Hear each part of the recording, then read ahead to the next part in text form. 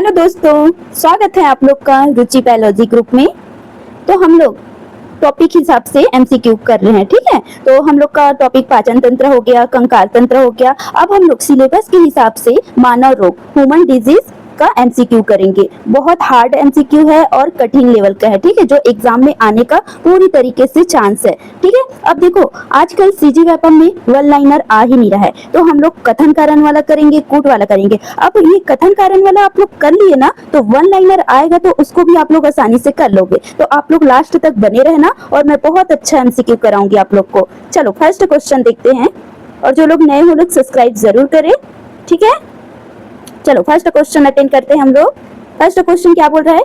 Haemophilia रोग से पीड़ित पुरुषों की संख्या पीड़ित महिलाओं की तुलना में बहुत अधिक होती है। कारण क्या बोला जा रहा है? हीमोफीलिया एक एक्स लिंक्ड अप्रभावी अनुवांशिक विकार है और पुरुषों में केवल एक एक्स गुणसूत्र होते हैं। तो दोनों सही है क्या और सही व्याख्या कर रहे हैं क्या? ये आप लोग आंसर दो। चलो ये आप लोग सिलेबस एक बार देख लेना, सिलेबस को सामने रख के ही पढ़ना, ठीक है। मैं सिलेबस के हिसाब से ही आप लोग को एमसीक्यू करा रही हूँ, ठीक। तो इसका आंसर क्या आ जाएगा? देखो ए सही हो जाएगा, ए और आर सही है और आर सही व्याख्या कर रहे हैं, ठीक। मैं वाक्य के साथ भी लाई हूँ आप लोग को। हीमोफीलिया एक एक्स लिंक्ड बीमारी है, पुरुषों में एक ही एक्स गुणसूत्र होते हैं, देखो एक्स वाई होते हैं ना, इसलिए यदि उस पर डिफेक्टिव जीन आ जाए तो बीमारी प्रकट हो जाती है। महिलाओं में एक्स एक्स होते हैं, बीमारी होने में दोनों एक्स गुणसूत्र पर वह जीन होना जरूरी है, जो बहुत दुर्लभ है। अतः कारण कथन सही है और वाक्य भी सही है, ठीक है। चलो दूसरा देखते हैं। दूसरा क्वेश्चन सूची 1 सूची 2 से मिलाना है इसको। चलो हम लोग मिलाते हैं इसको। पीलिया है, एक है मेनिंजाइटिस और एक है ग्लूकोमा और एक है निमोनिया, ठीक है। तो इसका आप लोग को मिलाना है। क्या आ जाएगा आंसर? देखो पीलिया में कौन सा अंग प्रभावित होता है? क्या होता है? सबको पता है क्या होगा? यकृत। वही मेनिंजाइटिस में कौन सा आ जाएगा बताओ? केंद्रीय तंत्रिका तंत्र, ठीक है। ग्लूकोमा में बताओ आंख, ठीक है, आंख में होता है, आईज में। और निमोनिया फेफड़े में, ठीक है। तो इसका आंसर क्या आ जाएगा? 2 1 4 3 कौन से ऑप्शन में दिए गए हैं? ए ऑप्शन में दिया गया है, देख लो। तो इसका आंसर ए सही हो जाएगा। देखो एक बार, पीलिया यकृत को प्रभावित करता है बिलिरुबिन बढ़ने के कारण। वही मेनिंजाइटिस मस्तिष्क और रीढ़ की हड्डी की झिल्ली को सूजन होता है, ठीक है। ग्लूकोमा आंखों की बीमारी है, ठीक। ये देखो निमोनिया फेफड़ों में वायु कोशिकी को प्रभावित करता है, ठीक। हम लोग तीसरा नंबर का देखते हैं। तीसरा नंबर का कथन क्या बोला जा रहा है? विडाल परीक्षण का उपयोग शरीर में एड्स वायरस की उपस्थिति की पुष्टि करने के लिए किया जाता है। कारण क्या बोला जा रहा है? एड्स रोग मानव प्रतिरक्षा न्यूनता वायरस के कारण होता है, जो प्रतिरक्षा प्रणाली को नष्ट कर देता है। इसका आंसर क्या हो जाएगा? वायरस बोल रही थी। चलो बताओ इसका आंसर क्या हो जाएगा? दोनों सही है और सही वाक्य कर रहे हैं क्या? चलो बताओ आप लोग। तीसरा नंबर का देखो, इसमें एक गलत है, आर बिल्कुल सही है, ठीक है। तो क्विज में दिख रहा है ए गलत है, आर ये डी आंसर सही हो जाए। देखो कथन गलत है क्योंकि विडाल टेस्ट का उपयोग टाइफाइड की जांच के लिए किया जाता है, एड्स के लिए नहीं। एड्स के लिए एलिसा, ठीक है, एलिसा या वेस्टर्न ब्लॉस्ट होता है। मतलब कौन सा परीक्षण करते हैं? एलिसा, याद रखना। कारण बिल्कुल सही है कि एड्स HIV वायरस से होता है, ठीक है। चलो चौथा नंबर का क्वेश्चन देखते हैं, कूट आधारित है ये। मलेरिया मादा एनीफिलीज मच्छर के काटने से फैलता है, जो प्लाज्मोडियम परजीवी को वहन करती है। डेंगू बुखार एडिस एजिप्टी मच्छर के कारण फैलता है और इसे हड्डी तोड़ बुखार भी कहते हैं। हाथी पांव रोग क्यूलेक्स मच्छर के काटने से संचारित होता है। इसका आंसर क्या आ जाएगा? सही पूछा जा रहा है ना, तो कौन सा सही है? देखो ऊपर में लिखा है सही। देखो इसमें तीनों सही हैं, तो तीनों किस में दिया गया है? डी ऑप्शन में। तो डी ऑप्शन बिल्कुल सही हो जाएगा। एक बार वाक्य देख लो, ठीक है। चलो आगे बढ़ते हैं हम लोग। पांचवा, विटामिन के बारे में पूछा गया है। संबंधित रोग, विटामिन की कमी से कौन सा रोग होता है, इसके बारे में पूछा गया है। चलो पहले एक बार मैं ऐसे दिखा लेती हूँ। चलो विटामिन B1 से कौन सा होगा, आप लोग बताओ। चलो विटामिन B1 सब लोग का आंसर आना चाहिए, सब लोग जानते हो। क्या आ जाएगा इसका आंसर? पांचवा में विटामिन बी से बेरी रोग होता है, सबको पता है। विटामिन सी से स्कर्वी रोग होता है, और वही विटामिन डी से क्या होता है बताओ, रिकेटस होता है। और विटामिन बी 12 से प्रनासी रक्त अल्पता, मतलब रक्त की कमी होती है। ठीक है, तो कहाँ से आ जाएगा, 2 1 3 4, इसमें है बी ऑप्शन सही हो जाएगा। ठीक, देखो एक बार देख लो। चलो आगे बढ़ते हैं हम लोग। कथन कारण वाला है, नवजात शिशु को जन्म के तुरंत बाद लगाए जाने वाली BCG का टीका उन्हें टिटनेस रोग से बचाता है। कारण क्या बोल रहा है, टिटनेस एक अत्यधिक घातक बीमारी है जो क्या है, जो क्लोस्ट्रीडियम टेटानी नामक जीवाणु के कारण होता है। ठीक है, तो इसका आंसर क्या हो जाएगा। देखो दोनों सही है और सही वाक्य भी कर रहे हैं क्या, चलो बताओ आप लोग आंसर। देखो इसमें ना कारण बिल्कुल सही है पर कथन गलत हो जाएगा। ठीक है, कथन गलत है तो किसमें दिख रहा है, ए गलत है लेकिन आर सही है। चलो वाक्य देखते हैं। कथन गलत है क्योंकि BCG का टीका तपेदिक टीबी बोलते हैं ना, टीबी ट्यूबरकुलोसिस से बचाता है। ठीक है, BCG याद रखना, टिटनेस से नहीं। टिटनेस के लिए DPT या टिटनेस टॉक्साइड का टीका होता है। ठीक है, कारण सही है कि टिटनेस कॉलिस्ट्रेडियम टेटानी बैक्टीरिया से होता है। ठीक, आगे बढ़ते हैं। सूची 1 देखो, धातु का नाम दिए गए हैं और रोग का नाम दिए गए हैं। पारा, मरकरी, कैडमियम, नाइट्रेट और एक है लेड और सीसा। तो इसका आंसर क्या हो जाएगा, चलो बताओ आप लोग। 7वां नंबर का देखो, मैं आप लोग के सामने जूम कर दी हूँ। पारा से कौन सा बीमारी होगा, मतलब पारा धातु का बोलती है ना। ठीक है, तो इसमें क्या होगा, इटाई। ठीक है, इसका सेम है वही, अरे सॉरी इटाई बोलती हूँ, दूसरा वाला आ जाएगा। पारा में मिनी माता रोग, कैडमियम में क्या आ जाएगा, इटाई रोग। वही नाइट्रेट में क्या होगा, ब्लू बेबी सिंड्रोम। वही लेड और सीसा में सीसा विषाक्तता। ठीक है, सीसा विषाक्तता जिसे हम लोग प्लम्बिज्म, ठीक है प्लम्बिज्म बोलते हैं। तो फर्स्ट किस में दिख रहा है, 2 1 4 3, फर्स्ट ऑप्शन में सही दिख रहा है। ठीक, देखो पारे से मिनी माता रोग होता है, कैडमियम से हड्डियों का रोग होता है जिसे इटाई होता है। पानी में नाइट्रेट की अधिकता से बच्चों में ब्लू बेबी सिंड्रोम होती है। सीसा के संचयन से प्लबिज्म और तंत्रिका तंत्र की क्षति होती है। ठीक, आगे बढ़ते हैं। डाउन सिंड्रोम के संदर्भ में निम्नलिखित कथनों पर विचार कीजिए। डाउन सिंड्रोम पर करना है। एक अनुवांशिक विकार है, यहाँ एक अनुवांशिक विकार है जो गुणसूत्र संख्या 21 की ट्राइसोमी मतलब 3 प्रजाति होना के कारण होता है। दूसरा क्या बोला जा रहा है, इस रोग से ग्रसित व्यक्ति को मंगोलिज्म भी कहा जाता है और उनका मानसिक विकार मंद होता है। तो क्या आ जाएगा इसका आंसर, 18वां का आंसर क्या हो जाएगा, सही कथन पूछा जा रहा है ना, सही। तो सही कौन सा है, दोनों है क्या, बिल्कुल दोनों सही हो जाएगा, 1 और 2 दोनों सही है। चलो इसकी व्याख्या देखते हैं। डाउन सिंड्रोम एक गुणसूत्री विकार है जिसमें 21वीं क्रोमोसोम की एक अतिरिक्त कॉपी आ जाती है। कुल कितना होता है, 47 गुणसूत्र हो जाते हैं। इसमें शारीरिक मानसिक विकार धीमी हो जाती है और चेहरा की बनावट मंगोलियाई जैसे दिखाई देती है, इसलिए दोनों कथन सही हैं। ठीक, आगे बढ़ते हैं 9वां क्वेश्चन में। इसको भी आप लोग को जोड़ी मिलाना है। रोग का प्रकार है और उसका उदाहरण है रोग। ठीक है, जीवाणु जनित रोग कौन सा आ जाएगा, सबको पता है जीवाणु जनित रोग किसमें आएगा, तपेदिक में। वही विषाणु जनित रोग किसमें आएगा, रेबीज में। कवक जनित रोग दांत, वही प्रोटोजोआ जनित रोग काला जार। ठीक है, तो इसका आंसर क्या आ जाएगा, 2 4 1 3 किस में दिख रहा है, फर्स्ट ऑप्शन में, तो ए सही हो जाएगा। देख लो इसकी, ठीक है एक बार देख लो। आगे बढ़ते हैं। अनुवांशिक रोग, अरे नहीं दिख रहा है, रुको।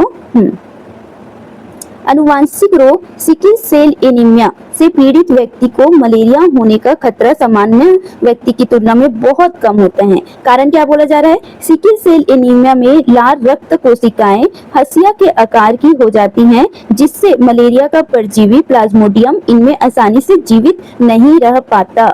ठीक है, तो इसका आंसर क्या आ जाएगा, क्या आएगा दोस्तों, बताओ आप लोग। दोनों सही है क्या, सही वाक्य कर रहे हैं क्या, बिल्कुल दोनों सही हैं और सही व्याख्या भी कर रहे हैं। ठीक है, देखो यहाँ एक बहुत ही प्रसिद्ध जैविक तथ्य है, सिकल सेल वाले लोगों की विकृति आरबीसी के कारण मलेरिया का प्लाज्मोडियम परजीवी अपना जीवन चक्र पूरा नहीं कर पाता, जिससे ऐसे लोग को मलेरिया के खिलाफ प्राकृतिक सुरक्षा मिल जाती है। अतः कथन और कारण दोनों सही हैं और सही व्याख्या भी कर रहे हैं। ठीक, आगे देखते हैं मानव रोग के उच्च स्तरीय एवं कठिन प्रश्न। ठीक है, चलो देखो,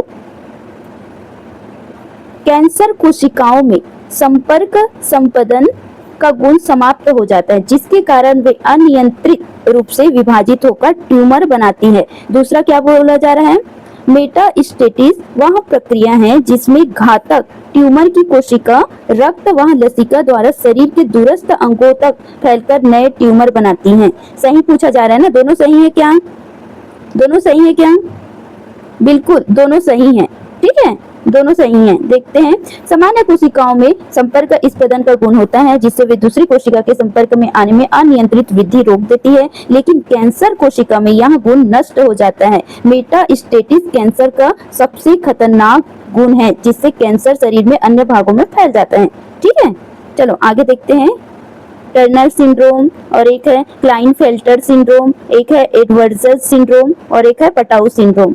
इसका मिलान करना है। ठीक है, किसके कारण से होता है ये? टर्नर सिंड्रोम कौन से कारण से होगा? चलो एक बार कोट भी देख लो, दिखाई दे रहा है सबको? हाँ, चलो, टर्नर सिंड्रोम में क्या हो जाएगा? क्या हो जाएगा? महिलाओं के एक एक्स गुणसूत्र की कमी होना। ठीक है, देखो कौन से नंबर का है? दूसरा नंबर का, महिलाओं के एक गुणसूत्र में कमी हो जाना। और एक है क्लाइनफेल्टर सिंड्रोम, इसमें क्या आ जाएगा? पुरुषों में एक अतिरिक्त एक्स गुणसूत्र का होना। एडवर्ड्स सिंड्रोम का क्या आ जाएगा? क्या आएगा? गुणसूत्रों की संख्या 18 की ट्राइसोमी बोला जाता है। ठीक है, पटाउ सिंड्रोम क्या है? गुणसूत्र संख्या 13 की ट्राइसोमी। ठीक है, तो इसका आंसर क्या आ जाएगा? 2 1 4 3, फर्स्ट ऑप्शन सही हो जाएगा। आगे बढ़ते हैं, देखो एक बार। ठीक, कथन कारण वाला है, नवजात शिशु, देखो, हाँ, नवजात शिशु में इरिथ्रोब्लास्टोसिस फिटेलिस रोग के कारण गंभीर रक्त अल्पता और पीलिया हो सकता है, जिससे उसकी मृत्यु भी हो सकती है। कारण क्या बोला जा रहा है? यह स्थिति तब उत्पन्न होती है जब एक RH धनात्मक और माता अपने प्रथम RH ऋणात्मक भ्रूण को गर्भ में धारण करती है। बताओ, ये दोनों कारण सही हैं और सही वाक्य कर रहे हैं क्या? सही वाक्य कर रहे हैं क्या? बताओ, तीसरा नंबर का आंसर क्या आ जाएगा?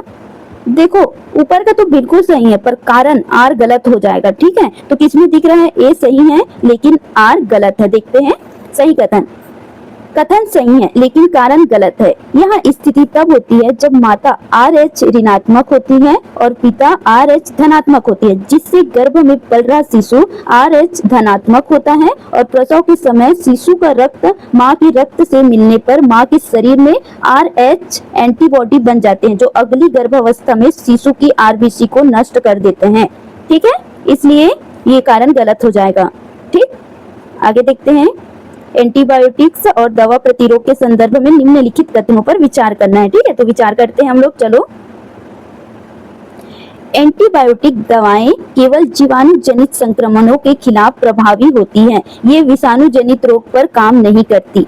बैक्टीरिया में एंटीबायोटिक के खिलाफ प्रतिरोध विकसित करने के लिए उनके अंदर मौजूद प्लाज्मिड्स और अतिरिक्त गुणसूत्री DNA मुख्य रूप से जिम्मेदार होते हैं।